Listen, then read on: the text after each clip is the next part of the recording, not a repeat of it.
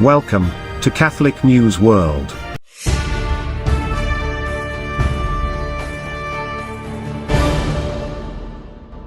Welcome to Catholic News World. Please subscribe to our channel. My name is Steph. Here are this week's breaking news headlines. 3 monks have been kidnapped from a Benedictine monastery in Nigeria, Africa. Agenzia Fides reports that a novice and 2 postulants of the Benedictine order were kidnapped from a monastery in the Nigerian state of Kwara. At 1 o'clock on the night of October 17th, an armed group, believed to be Fulani herdsmen, entered the Benedictine monastery of Iruku in Kwara State, north-central Nigeria. The attackers kidnapped Brother Godwin Ease, a novice monk, and 2 postulants, Anthony Ease and Peter Olarwaju. The news of the kidnapping of the 3 members of the Benedictine order follows the news of the release of the 3 women religious sisters who were kidnapped in the southeastern state of Ebonyi. Kidnapping has become a real industry in Nigeria, which targets priests, men and women religious, but affects all social groups. An Israeli air attack has killed and injured a large number of displaced people sheltering at a church compound in Gaza, according to the Palestinian Interior Ministry. The strike left a large number of martyrs and injured at the compound of the Greek Orthodox St. Porphyrius Church in Gaza City, the ministry said on the night of October 19th. About 400 people, mostly Christians, had found shelter in the compound when the war began nearly 2 weeks ago.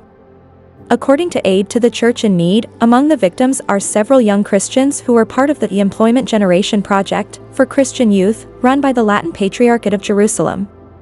The World Council of Churches has also strongly condemned the attack, saying, "We condemn this unconscionable attack on a sacred compound and call upon the world community to enforce protections in Gaza for sanctuaries of refuge, including hospitals, schools, and houses of worship," said the WCC General Secretary Reverend Jerry Pillay. "Our prayers go out for healing to all those wounded, along with our condolences to Patriarch Theophilos II and all our Greek Orthodox brothers and sisters in Christ." The Catholic Patriarchate of Jerusalem wrote on their Facebook page, "The Catholic Latin Patriarchate declares solidarity and stands with its sister Orthodox sister church in these difficult moments and emphasizes, as stated in the statement, to continue to perform its religious and moral duty to provide aid, support and shelter to people in need, even amid continuous demands from the Israeli side to evacuate these institutions from civilians, and pressures exerted on churches on this regard."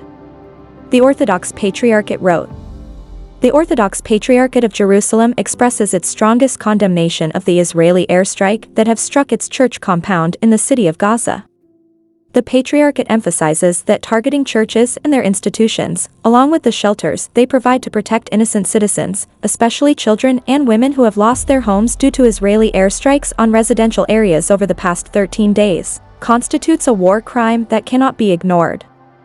Despite the evident targeting of the facilities and shelters of the Orthodox Patriarchate of Jerusalem and other churches, including the Episcopal Church of Jerusalem Hospital, other schools, and social institutions, the Patriarchate, along with the other churches, remain committed to fulfilling its religious and moral duty in providing assistance, support, and refuge to those in need amidst continuous Israeli demands to evacuate these institutions of civilians and the pressures exerted on the churches in this regard. The Patriarchate stresses that it will not abandon its religious and humanitarian duty, rooted in its Christian values, to provide all that is necessary in times of war and peace alike. At his Wednesday audience, Pope Francis called for another day of prayer and fasting. He said, "Today too, dear brothers and sisters, our thoughts turn to Palestine and Israel. The number of victims is rising and the situation in Gaza is desperate. Please, let everything possible be done to avoid a humanitarian disaster. The possible widening of the conflict is disturbing, while so many war fronts are already open in the world. May weapons be silenced, and let us heed the cry for peace of the poor, the people, the children.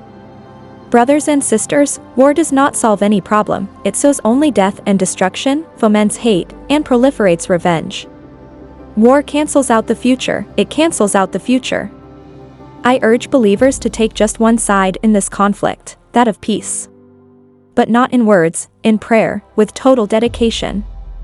With this in mind, I have decided to call for a day of fasting and prayer on Friday, October 27th, a day of penance to which I invite sisters and brothers of the various Christian denominations, those belonging to other religions, and all those who have at heart the cause of peace in the world, to join in as they see fit. That evening, at 6 p.m. at St. Peter's, we will spend an hour of prayer in a spirit of penance to implore peace in our time, peace in this world. I ask all the particular churches to participate by arranging similar activities involving the people of God. Pope Francis received an audience, on October 19, Ronald Stephen Lauder, President of the World Jewish Congress. The meeting was previously agreed at the beginning of last September following the request presented by the President. The Congress reported that the President asked the Pope to use his authority as a religious leader to petition for the safe return of the hostages taken to Gaza. Lauder described Pope Francis as, quote, "the only person who has the moral authority to do this.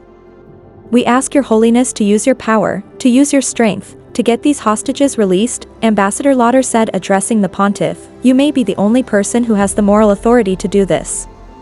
I believe that God in his way has brought us here today to ask you to do this, on behalf of all the Jewish people in the world." The Vatican negotiated the release of 12 priests from prison in Nicaragua, who will now reside in Rome. The director of the Holy See Press Office confirms that the Holy See has been asked to take in 12 recently released priests from Nicaragua, who will reside in facilities of the Diocese of Rome. I can confirm that the Holy See has been asked to receive 12 priests from Nicaragua who were recently released from prison. The Holy See has accepted. They will be welcomed by an official of the Secretariat of State in the afternoon, continued Mr. Bruni, and lodged in several facilities of the Diocese of Rome. In a press release, the dictatorship reported that after holding fruitful conversations with the Holy See, they agreed on an agreement for the transfer to the Vatican of the 12 priests who were prosecuted for different reasons and who have traveled to Rome, Italy, this late. Of the released priests, some had been imprisoned for almost 2 years and others for months and days. Bishop Rolando Alvarez has refused exile and has demanded his release within Nicaragua. The priests expelled from Nicaragua and sent to Rome are the following: Father Manuel Salvador Garcia Rodriguez, 58 years old, parish priest of the Jesus de Nazareno Church. Father Jose Leonardo Urbina Rodriguez, who in September 2022 was sentenced.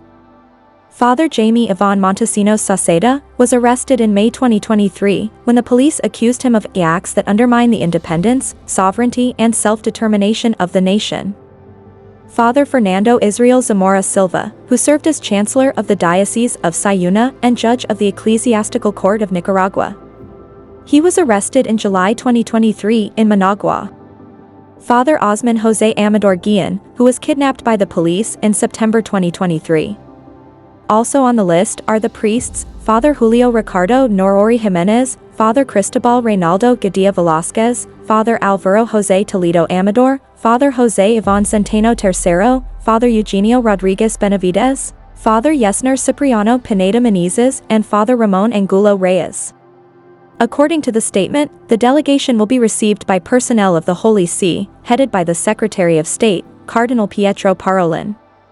The Daniel Ortega regime reported this Wednesday, in the evening, that it would send the 12 priests to the Vatican through a statement in which it explained that the forced displacement of the religious was due to fruitful conversations with the Holy See.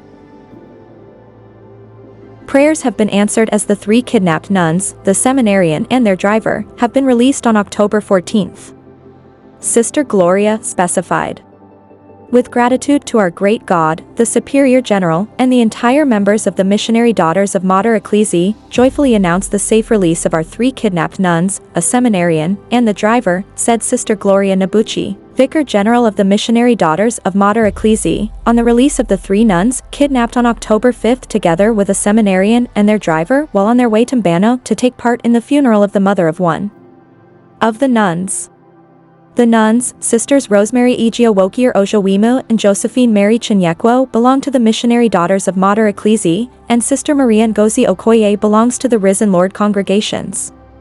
Meanwhile, the seminarian Peter Iacchino Sunday belongs to the Missionary Sons of the Most Holy Trinity. Watch our programme every Friday at 7:30 p.m. Thanks for watching. Please subscribe to Catholic News World channel. God bless.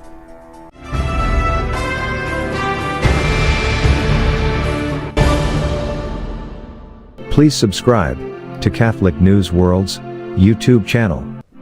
Thanks and God bless.